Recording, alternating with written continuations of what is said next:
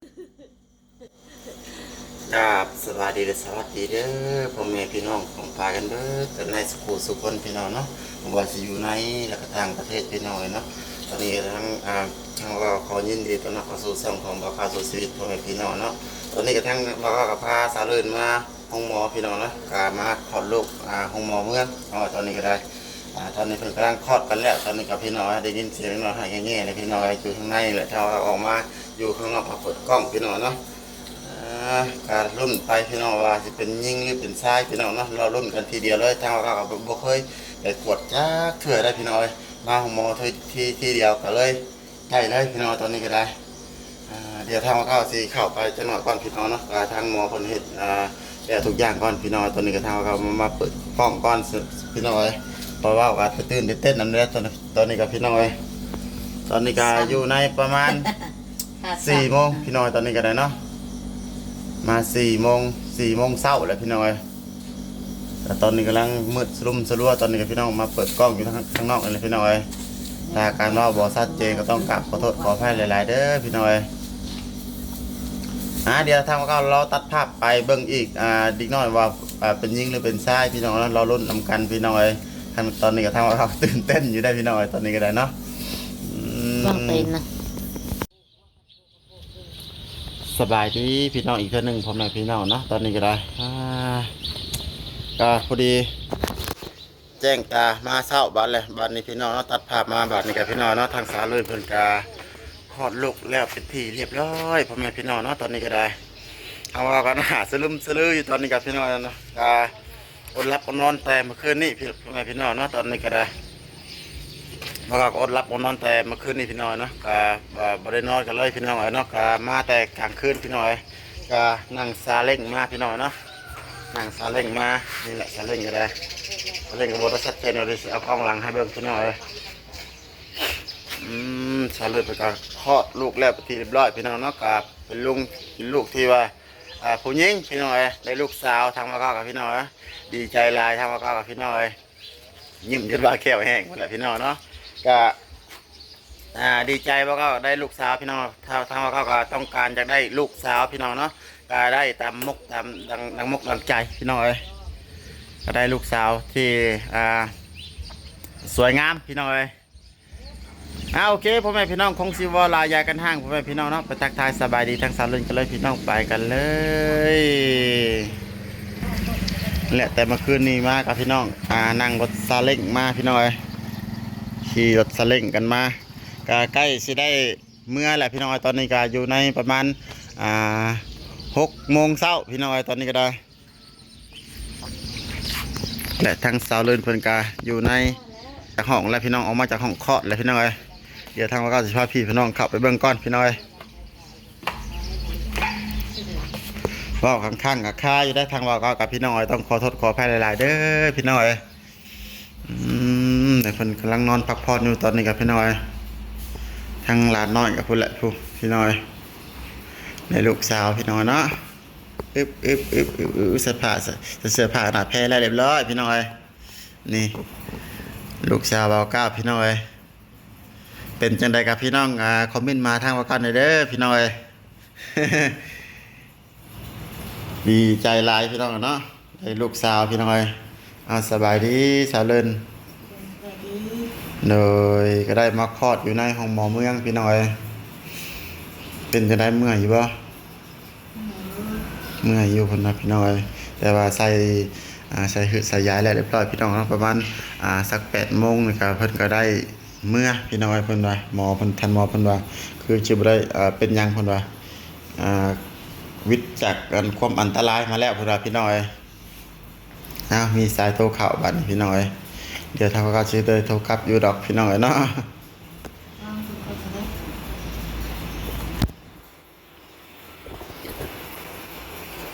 ขออนุญาตวางไว้ก่อนพี่น้อยตอนนี้ก็ถ่ายคลิปไปก่อนตอนนี้ก็ได้เป็นนอนหักเลยตะกี้คือว่าให้แท้นี่นะได้กินนมแล้วมิดเลยนอนเลยเนาะตาเป็นอย่างเนาะเขาซ้ำๆนี่นะเล็บเจ้าของขูดเลยเด้อนี่นะพี่น้อยใส่เสื้อผ้าหนาแพ้ใส่นะเวลาพี่น้อย แต่พออ้อมเนาะ ให้อันแง่เยอะมากกับบ่ได้ยากนะพี่น้องมากกับพอดีได้ปุ๊บปรับรถพี่น้องเอ้ยเกือบแม่นบ่ฮอดห้องหมอพี่น้องเอ้ยกับผู้แหละบัดนี้ก็ขึ้นพายไปคลิปที่2บ่ก็สิถ่ายพี่ให้น้องได้เบิ่งอีกบัดนี้พี่น้องเนาะบัดเมื่อพุ่นแหละเคยกินยาแล้วบ่กินยากินยาแล้วไปที่เรียบร้อยพี่น้องเนาะนี่แหละยาพันทีเพิ่นวางให้ก็ได้ปึ๊บนี่ยาพันทีเพิ่นวางให้พี่น้องเนาะอยู่ในห้องพัดลมตอนนี้ก็ได้โอ้แมงวันหลายนี่นะมื้อนี้จะได้ซื้อหมอกซื้อมุ้งแล้วนี่นะ เจ็บแต่แบบมันแรงบ่ได้นอนคืน เจ็บแต่8 โมงแรงพอได้พี่น้อยเจ็บแต่2 ทุ่มพี่น้อยเนาะทางสาวลื่นไปเจ็บกับทางเราก็บ่ได้รับบ่ได้นอนก็เลยกับสาวลื่นพี่น้อยก็เลยหน้าสลึมสลืออยู่ตอนนี้กับพี่น้อย จน4 โมงเช้าจังได้คลอด จนว่า4 โมงเช้าจังหวะคลอดพี่น้อยแต่หัวแรงเพิ่นบ่มั่นใจว่าเพิ่นสิบ่ได้นะพี่น้องเพราะว่าเจ็บมานี่ก็2-3 มื้อแล้วบ่สาวลื่น 2-3 เทื่อบ่แม่น2-3 มื้อเนาะเสื้อที่3ก็พอดีได้ก็บ่มั่นใจบ่คิดว่าเพิ่นสิคลอดได้คลอดนะพี่น้อยคิดว่าเพิ่นสิเกิดว้าวก็บ่เป็นดอกบ่เก้าก็ได้ว้าวข้างๆกับค่านั่นแน่พี่น้องเอ้ย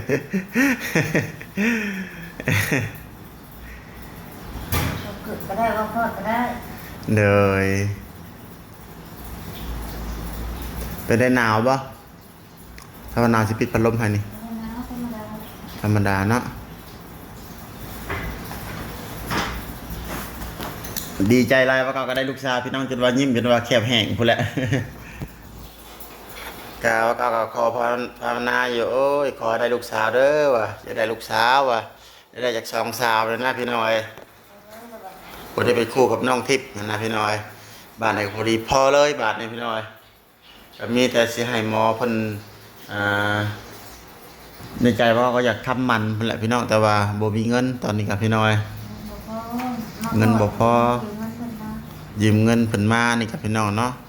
ยืมเงินนำน้องพี่น้อย ล้านกว่า เบิดล้านกว่าเนาะเบิดค่าคลอดก็เบิดล้านห้าพี่น้อย 1,000 บาทก็ 3,000 บาท ถ้าเป็นเงินบาทก็ 3,000 บาทสาวลื่นเพิ่นว่า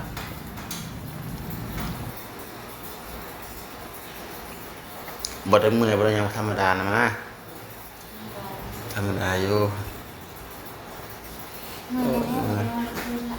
เมื่อยนำบ่ได้นอนนำแน่พี่น้อย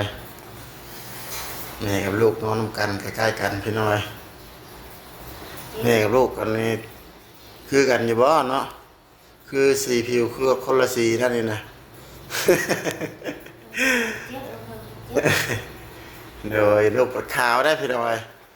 แม่คือว่าดำแล้วแม่เพิ่นเนาะโอ้หัวขาวประทึกกันพี่น้องลูกสาวค่อยลูกสาวน้อยพี่น้อย 3 โล 3 โล 2บ่ได้พี่น้อย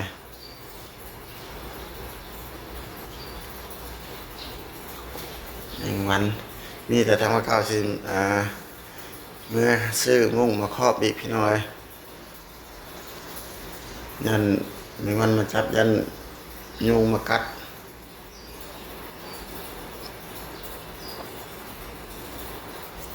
บ่ได้นอนเลย เมื่อยไม่ได้นอนเนาะ เจ็บท้องจะลูกแต่ละคนมีแต่นอนเจ็บกลางคืนแต่ได้ตอนเช้าจังเลย โดย แต่มันได้เวลาเลยอ่ะ ได้เวลากลางคืนเดียวกันเบิดเลยเนาะ3 คนนี่นะ ตอนเช้า ตอนเช้าเบิดเลย เช้าเราก็จะเจ็บ น้องทิพย์ก็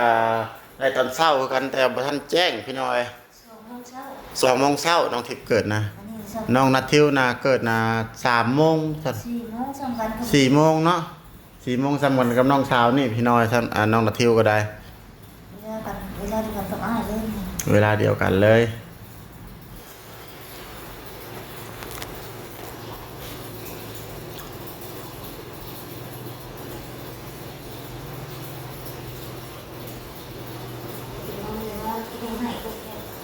หายว่าเมื่อกี้นี่หายเสียงดังแท้ๆพี่น้อย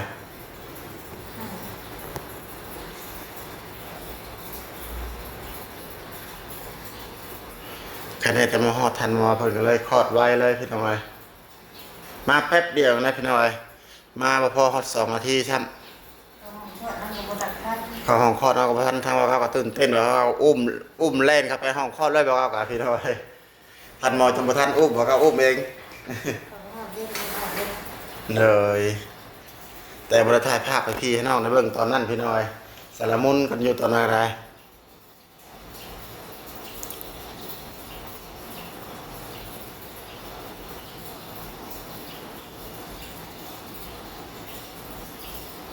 มีแต่นั่งรถซาเล้งมื้อละบัดนี้นั่งได้บ่รถซาเล้ง สิได้แล้ว อาจจะได้อยู่เนาะอ่าบ่มีรถมากระทันหันพี่น้อยเอาก็เลยเอารถซาเล้งมาคันสิไปจ้างรถ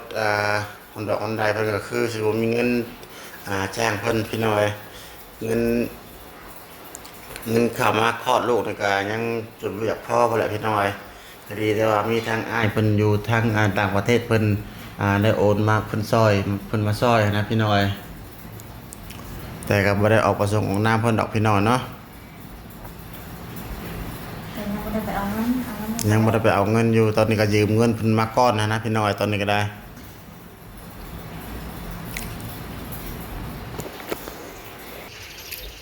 โอเคพ่อแม่พี่น้องเนาะก็สำหรับคลิปนี้เราก็จะได้ลำลาพาจากพ่อแม่พี่น้องไปแล้วพบกันในระหว่างคลิปหน้ากันต่อไปพ่อแม่พี่น้องนะสำหรับคลิปนี้ก็พาพี่พาน้องฝากกดไลค์กดแชร์กดติดตามเพื่อเป็นกำลังใจทางเอาคลิปต่อไปนี้เด้อพ่อแม่พี่น้อยชาวพี่น้อง